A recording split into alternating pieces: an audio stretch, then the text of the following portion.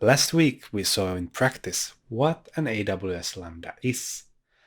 Now we're here to explore, are servers for dinosaurs? Are there valid reasons to use servers? What should we do these days? Play it.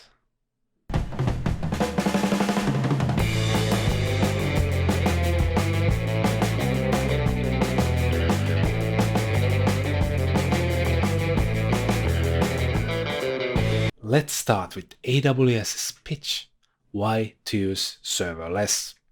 In their page, we can see the main benefits of serverless. No server management.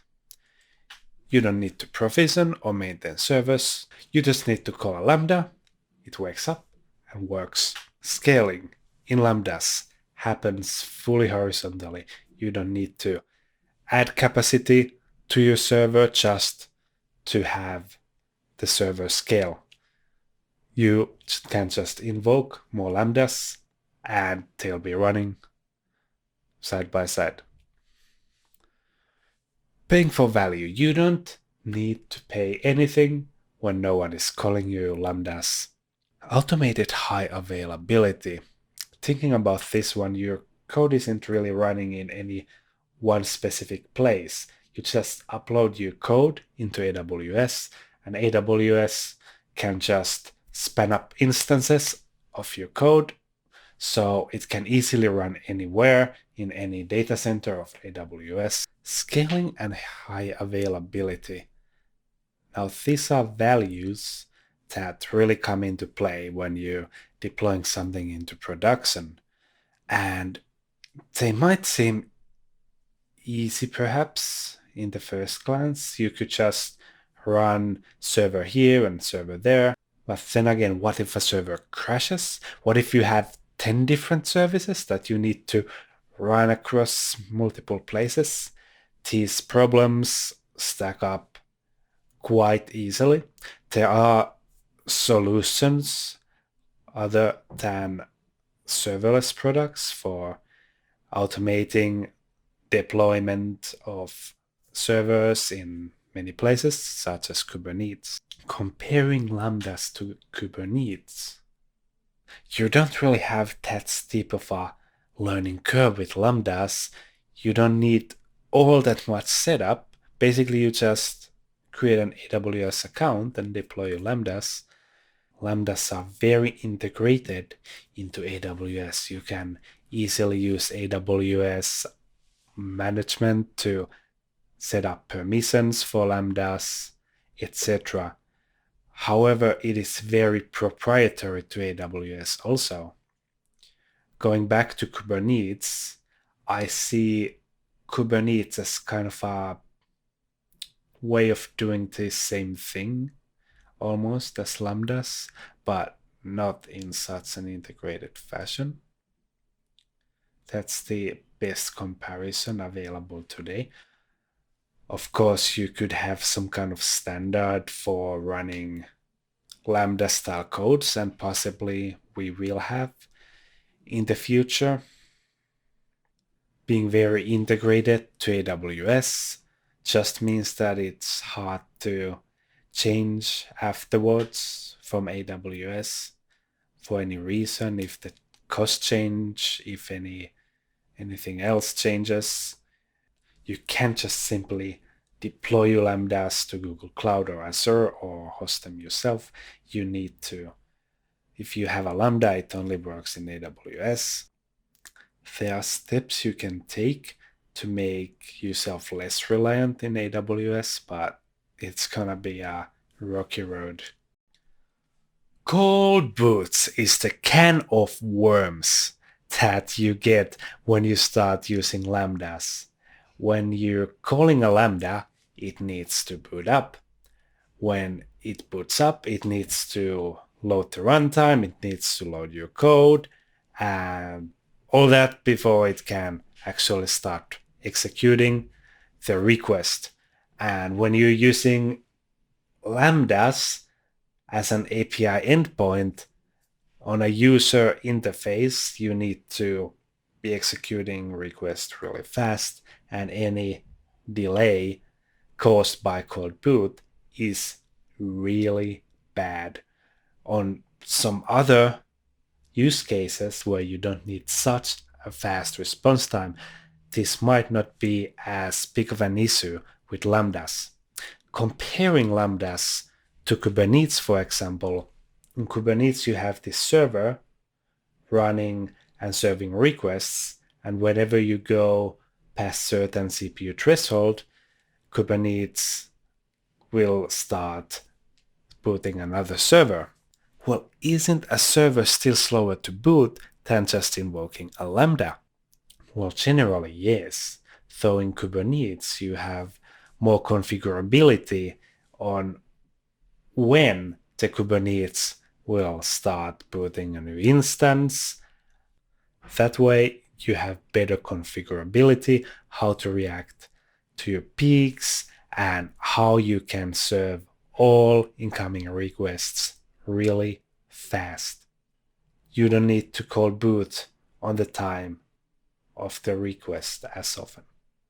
A less talked about issue, which is similar to cold boots, is booting the container while the Lambda runs. That also takes time, especially when using a VPC, which connects your Lambda to your internal AWS network. The cold boot time gets really slow. I mean, sometimes we were waiting 10 seconds for the container to boot, which is ridiculous from users' point of view. And the solution was to stop using VPCs, which meant the Lambdas were less secure, and which meant we couldn't use SQL servers in AWS. Nowadays, you should be able to use SQL servers through a proxy, which is a solution, but these are real problems with Lambda. The boot time must be minimized, and most of the problems, like really practical problems we had with Lambdas, came from these boot issues.